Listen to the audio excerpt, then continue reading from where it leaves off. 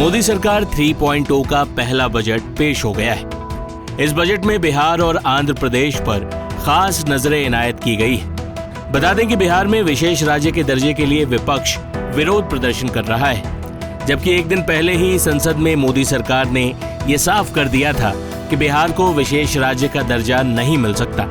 ऐसे में बजट में बिहार के लिए खजाना खोलकर सरकार ने नीतीश बाबू को खुश करने की कोशिश की।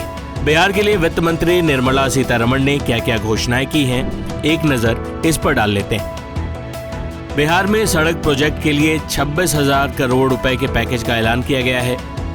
बाढ़ की समस्या से निपटने के लिए 11,500 करोड़ के पैकेज का ऐलान हुआ है। बिहार में 4 नए एक्सप्रेसवे बनने का ऐलान भी हुआ है। Patna Purnia expressway, Buxar Bhagalpur expressway, Vaishali Bodhgaya expressway और पटना पुणे एक्सप्रेसवे। इसके अलावा 21,000 करोड़ रुपए के पावर प्लांट लगेंगे। बिहार में नए मेडिकल कॉलेज, नए स्टेडियम और नए एयरपोर्ट की भी मंजूरी दी गई। वित्त मंत्री ने बिहार में पर्यटन को बढ़ावा देने के लिए भी बड़ी घोषणाएं की। I propose the following measures. Vishnupad Temple at Gaya and Mahabodhi Temple at Bodh Gaya in Bihar are of immense spiritual significance. Comprehensive development of Vishnupad Temple corridor and Mahabodhi Temple corridor will be supported, modeled on the successful Kashi Vishwanath Temple corridor to transform them into world-class pilgrim and tourist destinations.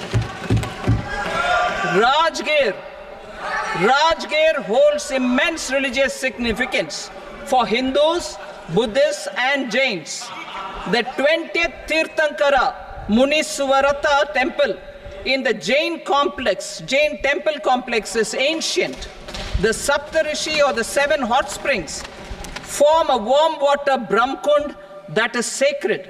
A comprehensive development initiative for Rajgir will be undertaken. Our government will support the development of Nalanda as a tourist center, besides reviving Nalanda University to its glorious stature. Odisha's scenic beauty. वित्त मंत्री ने काशी विश्वनाथ के तर्ज पर बिहार में Mahabodhi corridor, Vishnupad corridor, Nalanda में सप्तऋषि corridor, इसके अलावा नालंदा यूनिवर्सिटी के लिए फंड देने की बात की है। बक्सर में गंगा नदी पर 2 लेन के पुल की बात की है। हालांकि बिहार में विपक्ष सरकार की इन योजनाओं से खुश नजर नहीं आ रहा। पटना विधानसभा में विपक्ष के नेताओं ने प्रदर्शन किया। वहीं पूर्णिया से निर्दलीय सांसद पप्पू यादव ने भी बजट पर निराशा जताई और नीतीश कुमार से मांग की कि वो सरकार से अलग हो जाएं। लॉलीपॉप की बात करता है, अभी तो हमेशा लॉलीपॉप की बात करता है।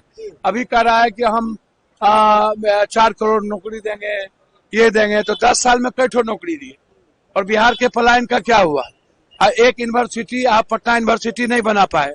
19 साल में आपने एक बार भी, इसके पहले भी डबल इंजन की सरकार थी, दोनों किंग मेकर रहे हैं। आज नीतीश कुमार जी किंग मेकर हैं, तो आपको विशेष पैकेज भी नहीं दिया। अभी आप बजट में कह रहे थे कोसी जो सरकार मांगेगी, कोसी सीमांचल के बाढ़ के लिए, तो सरकार क्या मांगेगी? ये डिमांड तो हमारा है ही, हाई डैम को आप दीजिए, एयरपोर्ट पर दीजिए। ये डिमांड है कि जितनी बंद पड़ी फैक्ट्रियां उस पर आप दीजिए। मगध में पानी के सवाल को लेकर के है, बाढ़ से मुक्ति को सवाल के लेकर के है। तो अब आप कह रहे हैं कि आप विशेष राज हमको मत दीजिए, लेकिन ये भी क्यों मांग रहे हैं आप? 30 MP का समर्थन, बिहार फर्स्ट और ये जितेंद्र राम मांझी जी, तो भैया जनता सर्वोपरि है ना, जनता ना भगवान है। 2.25 करोड़ आदमी पलायन करके मजदूरी करता है, 40,000 करोड़ रुपया पढ़ने के लिए बाहर खर्चा देता है।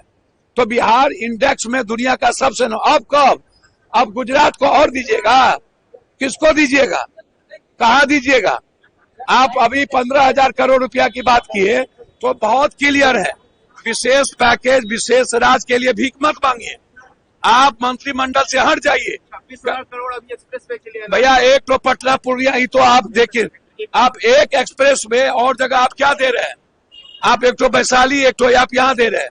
तो भैया आप विशेष राज्य की बात करिए ना, और आप विशेष पैकेज की बात करिए ना।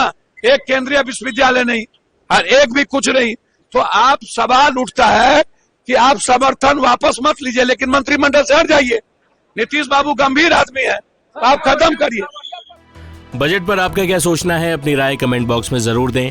टाइम्स नाउ नव भारत डिजिटल की रिपोर्ट।